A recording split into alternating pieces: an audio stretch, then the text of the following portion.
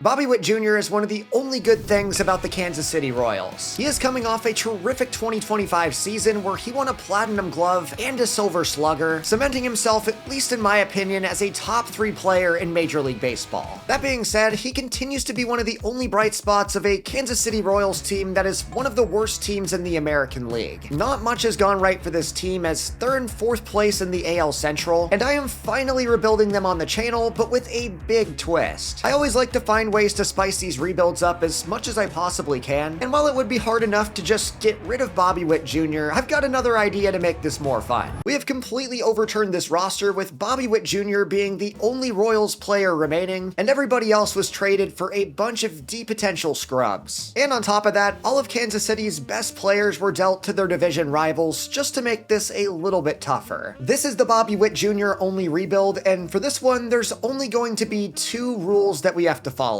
Number 1, the rebuild will not end until Bobby Witt Jr. retires, and considering that he's still only 25 years old, this one could very well go on for 15 years. He's already signed to an extension, so no need to worry about that, and that will bring me right into rule number 2, which is Bobby Witt Jr. must stay on the team for the duration of his career. That means that even if he regresses, we have to keep him on the squad because the goal of this rebuild is to see just how many rings we can win him as we turn the Royals into a dynasty. So as you could probably guess, we are really bad, ranked 30th in just about everything except for defense and speed for some reason. Considering that the highest rated player behind Witt is 65 overall and everybody has D potential, our team is entirely comprised of minor league washouts and guys that you would see drafted around the 20th round. We don't have a single top 100 prospect, and if we're being honest, we probably don't have a single top 1,000 prospect. Improving the farm system will be my first order of business, and the good news about that is the draft is my favorite thing to do in MLB The Show. Now, if you've been watching my channel this season, I've done a couple rebuilds, but I'll admit, not quite as frequently as I want. So this video is all about redeeming that for you guys and just making sure that we get a long, drawn-out dynasty, because I'll be the first to admit that the shorter-term rebuilds aren't really filling my cup, and it's not really the type of content I like to make. We are starting the season off against the Atlanta Braves and actually win our 2nd game of the season. No way. All I'm gonna say is do not get used to this, as it was a 3 RBI day for Bobby Witt Jr., and our left fielder had 5 hits. Just an insane performance overall, and I was not expecting to win a single game. The first draft of our rebuild's gonna set the pace moving forward, as all of these prospects that we take will start out in AA, and if we do it right, we'll get a huge batch of players up to the show right around the same time. Now, at least from the first glance, I'm not thinking that this position player class is the best in the world, as maybe Adrian Baez is draftable, but aside from him, I'm not seeing many other players who catch my eye. Sammy Costa, the contact versus left is just too good to be true, but I still feel like we're taking a shot in the dark no matter what we do.